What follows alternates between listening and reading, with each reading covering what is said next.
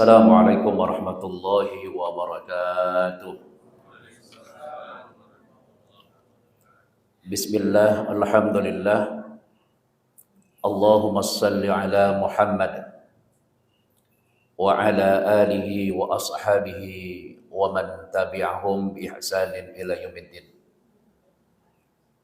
Amma ba'du, fa ya ibadallah, usikum wa iyaya bitaqwallah faqad fadal muttaqun. Wa qala Allah ta'ala fil Qur'anil Karim, a'udzu billahi minasy syaithanir rajim. Bismillahirrahmanirrahim.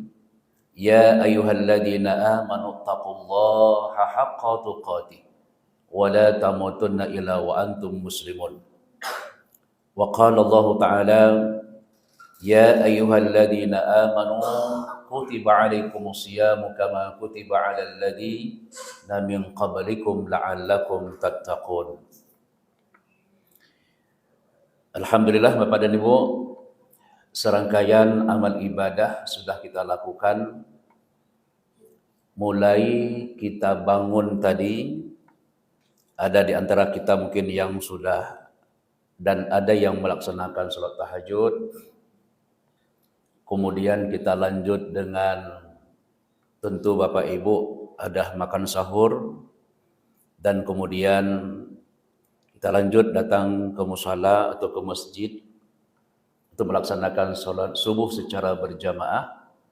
Dan tentunya sebelum sholat subuh berjamaah kita sudah sholat sunat 2 rakaat yang nilainya khairum minad dunya wa ma fiha, lebih baik daripada dunia dan seluruh isinya.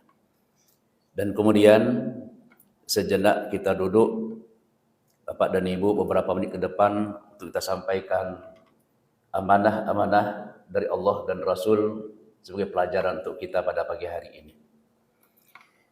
Bapak Ibu yang dimuliakan oleh Allah Subhanahu wa taala. Tidak terasa Bapak Ibu, Ramadan kita sudah berada di posisi 10 awal. Tidak terasa Bapak Ibu. Memang begitulah Bapak Ibu, ketika jiwa orang-orang yang beriman itu ketika merindukan datangnya bulan Ramadan dan dia bersemangat mengisi amal-amal dalam bulan Ramadan, maka sangat tidak terasa begitu cepat berlalunya Ramadan itu. Kemudian Bapak Ibu, ada juga orang-orang yang tidak mau mengisi Ramadan ini dengan amal ibadah. Ada orang-orang yang disibukkan dengan kegiatan-kegiatan keduniaan, juga tidak terasa bahwa Ramadan juga akan berakhir. Ini kan banyak yang seperti ini Bapak Ibu. Ya, apalagi ketika menjelang Lebaran Bapak dan Ibu, itu orang sibuk dalam berdagang, berjualan, mendapatkan rezeki untuk hal-hal yang terkait dengan sifatnya sementara keduniaan kita. Nah, berarti ada 2 macam, ada 2 model. Orang yang ibadah semangat karena merindukan Ramadan juga berlalu Ramadan cepat, dan orang yang beraktivitas untuk kehidupan dunia. Nah, ini Bapak Ibu kami ingatkan 2 hal ini agar kita berhati-hati sekali. Dalam kita mengisi Ramadan ini, kita selalu berkata, jadilah Ramadan ini harus lebih baik dibandingkan dengan Ramadan tahun yang lalu. Tapi jangan lupa Bapak dan Ibu, kalimat Ramadan ini harus lebih baik daripada Ramadan yang lalu, ada 2 yang harus kita upayakan. Pertama, upayakan ibadah ini harus memiliki kualitas. Kemudian yang kedua, harus memiliki ada target kuantitas. Kualitas adalah berkaitan dengan mutu amal ibadah, kemudian kuantitas terkait dengan target jumlah. Amal ibadah ini harus banyak untuk kita lakukan. Sedekah harus banyak. Baca Quran harus banyak. Nah, kualitasnya di mana? Kualitas sedekah harus bersumber dari halal dan thayyibah. Jadi sumber sedekah itu dari sumber yang baik, yang halal, dan yang Allah terima. Baca Quran yang berkualitas yang mana? Kualitas, lihat makharijul hurufnya. Lihat bacaan panjang pendeknya, itu kualitas. Dan kemudian tingkatkan dalam bentuk target kuantitas. bela dalam baca Quran. Harus banyak baca Quran. Ini Pak paling penting. Makanya dalam amal ibadah dalam bulan Ramadan ini Bapak Ibu, kita tidak perlu banyak cerita. Kita tidak perlu banyak ngomong Pak. Kalau tidak ada yang benar. Jadi Ramadan ini Bapak Ibu adalah bulan ibadah. Diam saja untuk tidak ngomong yang tidak benar itu sudah ibadah. Itu Pak. Kita diam saja Pak, diam, nggak ngomong macam-macam, nggak ngomong yang salah, tidak memprovokasi, tidak memfitnah, tidak berbohong, tidak bergunjing, tidak berkhianat, tidak namimah adu domba. Diam saja untuk hal-hal yang begitu Bapak dan Ibu, itu sudah ibadah kita. Sudah ibadah yang paling besar nilainya. Dalam bulan Ramadan Bapak Ibu kan yang paling berat ditahankan yang model-model begini Pak. Susah orang tidak berbohong. Karena memang karakter sebelum Ramadan, hari-harinya memang suka berbohong. Susah orang untuk tidak menceritakan keburukan orang lain. Susah Pak untuk ditahan. Kenapa? Karena hari-harinya memang begitu karakter orangnya. Kalau sudah duduk cerita orang lain, kalau sudah ngobrol cerita orang lain. Kenapa? Karena karakter hari-harinya memang begitu. Susah dia Pak kalau nggak ketemu orang. Dan susah dia kalau ketemu orang tidak menceritakan keburukan orang. Jadi Bapak dan Ibu, untuk melihat karakter yang sebenarnya dalam bulan Ramadan, Pak. Ini tanda kutip bulan Ramadan ini, lihat dari segi bahasa, lihat dari segi obrolan kita, Pak. Di situ nampak kualitas ibadah kita, Pak. Makanya Rasul mengingatkan kepada kita dalam satu riwayat, dalam satu hadis, Bapak Ibu. Laisa siyam minal akli wasyarabi. Tidaklah dikatakan orang yang berpuasa itu sekedar tidak makan, sekedar tidak minum. Nah, ini penting Pak Rasul ingatkan, karena memang standar orang yang puasa yang nilainya ada puasa itu tidak sekedar dia tidak makan, tidak sekedar dia tidak minum. Innamas siyam minal lagwi. Yang dikatakan termasuk siam puasa yang sebenarnya adalah minal lagwi. Minal lagwi ini artinya apa? Menjaga lisan, mengimsakkan lisan kita dari kata-kata yang tidak ada manfaat. Nah, berarti tingkatan di sini Pak, derajat orang yang berpuasa itu di situ. Tahan tidak makan, tahan tidak minum, dan tahan lisan untuk tidak bercerita, ngomong hal-hal yang tidak ada manfaat. Nah, coba Nabi mengingatkan 3 hal ini jaga Pak. Tidak makan, tidak minum itu memang sudah oke. Satu lagi, imsakkan lisan kita. Maka saya katakan, Rasul menyampaikan Bapak Ibu dulu kepada para sahabat, man kana yu'minu billahi wal yawmil akhir falyakun khairan. Dan ini setiap tahun disampaikan oleh para ustaz. Kenapa? Ini ada kaitannya dengan Ramadan kita. Falyakun khairan aw liyasmut. Standar orang yang beriman kepada Allah dan beriman kepada hari akhir, Bapak dan Ibu, falyakun khairan. Ngomongnya itu bagus, Pak. Ngomongnya yang bagus, ngomongnya itu yang ada manfaat. Auliyasmut, atau lebih bagus, diam. Ya, diam ini menunjukkan standar keimanan kita, Pak. Di mana standar keimanan kita? Tidak ngomong macam-macam. Itu standar orang yang beriman. Maka Rasulullah SAW dan diikuti oleh para sahabat-sahabat Nabi, dan kemudian diikuti oleh para ulama-ulama tabi'in, diikuti oleh para ulama-ulama tabi'un tabi'in, maka menjaga lisan merupakan amal ibadah yang paling utama dalam kehidupan kita. Karena Bapak Ibu, satu kata ketika kita lepas, itu tidak akan mungkin ditarik balik, Pak. Kenapa? Bila kata itu menyakiti hati orang, sampai kapanpun orang akan ingat, mesti kita minta maaf. Tapi apakah ketika kita maaf, dia sudah maafkan? Iya, aku sudah maafkan, Bu. Nggak ada masalah sama kita. Tapi ingat, Pak, apa yang sudah tersusuk hatinya itu, sampai kapanpun dia akan ingat. Geingat, Pak. Sakit hati gopnya geingat. Walaupun sudah kita minta maaf. Lupa maaf dia salun. Baru lukung gero, nang kata kayak dia kalau pemaaf nama masalahnya bulan Ramadan. Tapi di hatinya masih teringat. Masih teringat. Memang kalau pemaaf, tapi yang dipegahnya memang teringat itu. Ini kan sering Pak seperti itu. Yang nepegah mantang tinggal. Memang kalau pemaah masalah. Sampai kapanpun Bapak dan Ibu, dia ketika jumpa dengan kawan, dia akan bercerita kepada orang lain. Elong baru tahu ke lah ibunya gelong, tapi kalau pemaah, dia masih ngomong juga. Nah, ketika dia menyampaikan kalimat itu kepada orang, pada hakikatnya Bapak Ibu, dia sedang menceritakan bahwa dia pernah disakiti oleh orang lain. Dan itu sangat sulit untuk dijaga, Pak. Nah, makanya Bapak dan Ibu, yang kita bicarakan itu apa? Yang kita lihat. Yang kita sampaikan itu apa? Yang kita dengar. Kan cuma dua itu, Pak. Yang tak kalan yang tak pegah bagop, yang tak dengar nyancit yang tak pegah bagop. Itu yang sering, Pak, yang kehidupan kita. Maka orang-orang yang benar itu Bapak Ibu, coba nanti Bapak Ibu perhatikan kembali Al-Quran. Salah satu di antaranya Bapak Ibu dalam surah Ali Imran. Ayat 17, nanti Bapak Ibu bisa lanjut sampai dengan ayat ke-18. Di sana ada karakter Pak orang yang beriman. Ada perilaku keseharian orang yang beriman.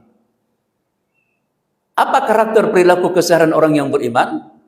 Dia selalu lisannya itu Bapak Ibu, dia dekatkan lisan itu dalam bentuk ibadah doa dia kepada Allah. Alladzina yaqulu. Dan orang-orang yang senantiasa berkata, memohon, Rabbana, wahai Tuhan kami. Coba nanti surat Al-Imran ya, ayat 17. Rabbana innana amanna. Ya Tuhan kami ini benar-benar telah beriman. Nah, ini Pak. Kalimat ini Bapak Ibu, ini kalimat di dalam kalimat itu Bapak Ibu sebuah pernyataan. Rabbana innana amanna. Ya Tuhan kami sudah benar-benar beriman ini ya Allah. Faghfir lana dzunubana. Ampunkan dosa-dosa kami. Kami ini sudah benar-benar beriman ya Allah kepada kamu. Ampunkan dosa kami. Kenapa ada kalimat muncul? Kalimat ampunkan dosa kami. Karena orang yang beriman Bapak dan Ibu tidak luput juga dari silap dan salah. Kita Bapak Ibu ini beriman Pak. Kita puasa. Kita tidak makan, kita tidak minum, kita tidak ada hubungan apapun di siang hari. Malam harinya kita tarawih. Ini kan bukti orang yang beriman. Tapi apakah kita ada beriman tidak ada salah? Ada. Makanya Bapak Ibu, kenapa Allah dan Rasul mewajibkan ada zakat fitrah di akhir Ramadan? Karena zakat fitrah ini Bapak Ibu untuk membersihkan. Tutahhiruhum wa tuzakkihim biha. Untuk membersihkan jiwa kita yang kotor tadi Pak. Untuk membersihkan lisan kata kita tadi yang keji, Pak. Yang kita tidak sengaja kita ngomong, udah pegang kegep. Maka orang beriman itu ada salahnya, Pak. Faghfir lana dzunubana, ampunkan dosa kami. Dan kemudian untuk membersihkan harta kita tadi, zakat fitrah tadi. Wa qina azabannar. Lindungi kami ya Allah dari siksa api neraka. Ini perilaku orang yang beriman, Pak. Senantiasa bibir itu terhias dengan kalimat-kalimat ini. Nah, Bapak dan Ibu, siapa orang yang beriman yang terhiasi lisannya dengan kalimat-kalimat Rabbana, ya Tuhan kami tadi Bapak Ibu, yang melahirkan doa tadi, pertama kata Allah adalah as-sabirina. Orang yang ketika dalam hidupnya dia sabar, Pak. Sabar kita Pak, sabar tidak makan Ramadan, sabar tidak minum Ramadan, sabar untuk tidak ngomong hal-hal yang keji Pak, sabar tidak memfitnah, sabar tidak bergunjing. Bukan berarti setelah Ramadan kita buat lagi. Tapi nilai Ramadan ini Pak menciptakan sebuah kesabaran di luar Ramadan supaya kita lebih baik. Itu karakter Pak, karakter yang orang beriman yang menghiasi dengan doa-doa tadi. As-sabirin. Yang kedua, was-sadiqina. Orang-orang yang hidup selalu dalam keadaan kebenaran, Pak. Dia hidup benar, Pak. Apa yang dilihat yang benar, apa yang diucapkan yang benar, apa yang didengarkan yang benar. Berteman dengan orang yang benar, berkawan dengan orang yang benar, bertetangga dengan orang yang benar. As-sadiqina. Yang ketiga, wal qanitina. Berteman, berkawan dengan orang-orang yang taat. Kita menjadi orang-orang yang taat. Solat kita jaga, sedekah kita jaga, infak kita jaga, baca Quran kita jaga. Ya, dengan tetangga, perasaan tetangga juga kita jaga, tidak menyakiti hati tetangga. Man kana yu'minu billahi wal yawmil akhir falyukrim jarahu. Siapa yang beriman kepada Allah dan beriman kepada hari akhir, hendaklah dia memuliakan tetangga, baik dengan tetangga, tidak macam-macam dengan tetangga, tidak memfitnah tetangga, tidak mengunjing tetangga. Walaupun tetangga kita banyak yang jelek, Pak, tapi tidak kita ceritakan kejelekan dia. Itulah falyukrim jarahu, muliakan tetangga. Ada karakter yang tidak baik, jangan sampaikan kepada orang lain. Ada sikap dia yang tidak benar kepada kita. Kita tahu, Pak, hari-hari menghanaga dengan Pak Udip itu. Enggak bagus dia, suami istri selalu ribut, dan itu tidak ada urusan untuk menyampaikan kepada orang lain. Falyukrim jarahu, muliakan dia, artinya semua yang buruk dari tetangga kita itu tutup. Baik pegah, Pak Gop. Itu falyukrim jarahu. Kemudian yang kedua termasuk falyukrim jarahu adalah apa yang bisa kita beri, apa yang bisa kita bantu. Kalau memang dalam keadaan dia tidak punya, misalnya tidak kurang ilmu, berikan pemahaman. Oh, kurang dalam bentuk segi rezeki, apa yang bisa kita bagi, kita berbagi. Itu falyukrim jarahu. Dan Rasul lakukan itu dalam kehidupannya, Bapak Ibu. Kemudian yang ketiga, wal munfiqina. Orang yang selalu berinfak, bersedekah. Infak, sedekah. Di akhir tahun kalau ada harta, haulnya cukup dalam hitungan setahun, dan nisabnya cukup dan jumlahnya cukup, keluarkan zakat. Zakat dia ada ketentuan. Pertama haul, cukup jumlah setahun, kemudian hitung dalam bentuk nisab, jumlahnya cukup apa enggak, keluarkan. Oh, ini harta enggak cukup, enggak bisa keluarkan zakat. Ada kalimat hari-hari, Pak. Ada sedekah, ada infak. Terkadang Bapak Ibu, infak jauh lebih besar daripada zakat itu sendiri. Terkadang begitu, Pak. Nah, makanya Bapak Ibu yang dimuliakan oleh Allah Subhanahu wa taala, wa munfiqina. Dan yang terakhir Bapak Ibu, yang kelima Allah sampaikan dalam ayat surah Al-Imran ayat 18 itu adalah wastaghfirina bil ashar. Dan selalu mereka mohon ampun di waktu sahur. Berdoa, Pak. Nah, ini Bapak Ibu, kalau ada sebuah kebiasaan kita Bapak Ibu, ketika bangun di waktu sahur, maka Bapak Ibu, amalan yang paling utama itu dua. Pertama, waktu sahur isi dengan doa dan istighfar mohon ampun kepada Allah. Kemudian yang kedua, jangan lupa untuk bersahur. Tasahharu, makan sahurlah. Makan sahur. Karena kata Rasul SAW, kenapa perintah makan sahur? Fa inna fis sahuri barakah. Karena di dalam sahur itu ada barakahnya. Kan luar biasa, Pak. Bangun makan sahur ada berkah. Bangun makan sahur Allah berikan ampunan, Allah berikan rahmat kepada kita. Sudah kenyang, dapat pahala, dapat rahmat, dapat cinta Allah, dapat sayang Allah, dapat surganya Allah. Padahal sekedar makan sahur, Pak. Pak Ustadz, kalau kami makan sahur, kami malas bangun cepat bangun. Kalau kami makan sahur jam 1 kayak mana? Boleh, tapi itu bukan sahur, Pak. Makan malam namanya. Kan banyak, Pak, model orang-orang seperti itu. Terutama anak-anak kita SMP, SMA. Bang, bangun, Bang. Capek kali, Mak, segala macam. Sahur itu, udah, Mak, tadi jam 12, Abang udah makan terus dan niat terus segala macam. Itu bukan makan sahur, Pak. Tapi makan malam. Nah, ini perlu dipahamkan, Pak. Yang makan sahur itu kata Nabi di waktu sahur. Makna saja fi sahur. Dimakan sahur. Sahur itu mana? Menjelang waktu fajar. Menjelang waktu sahur, itulah sahur namanya. Nah, ini makanya Ibu, terkadang kita action kita sudah betul, niat kita sudah betul, tapi waktu penempatan situ banyak yang salah. Dan itu paling banyak, Pak, dalam kehidupan kita. Nah, kemudian yang kedua di waktu sahur itu apa? Yang paling utama itu adalah doa, Pak, doa, minta ampun kepada Allah. Fastaghfirina bil ashar. Orang-orang yang selalu mohon ampun di waktu sahur. Itu Ali Imran ayat 18, Pak.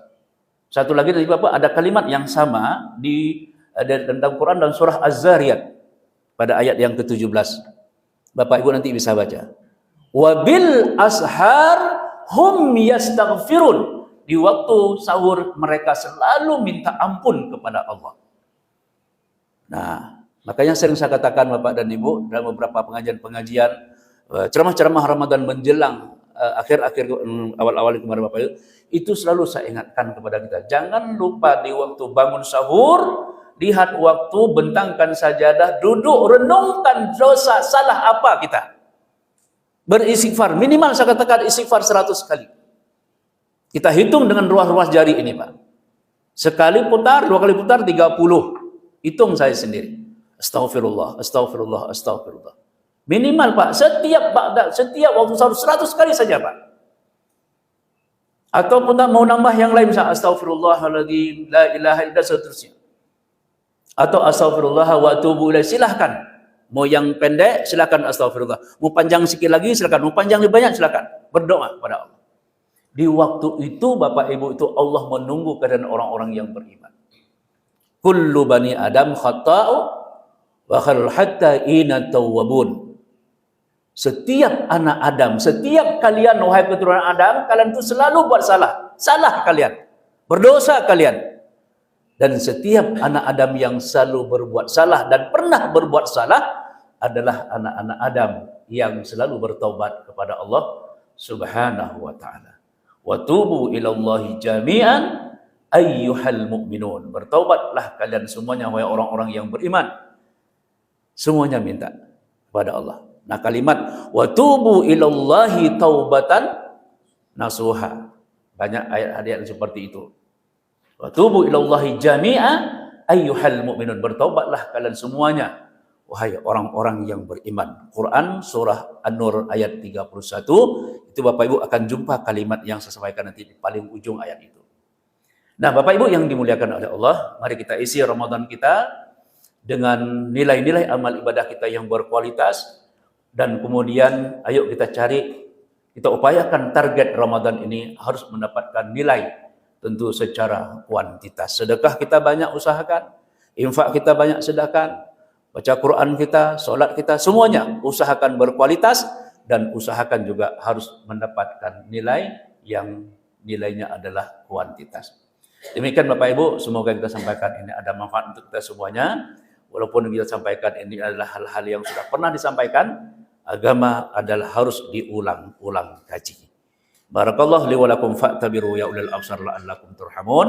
Subhanakallahumma bihamdika asyhadu an la ilaha illa anta astaghfiruka wa atubu ilaik. Walhamdulillahi rabbil alamin. Assalamualaikum warahmatullahi wabarakatuh.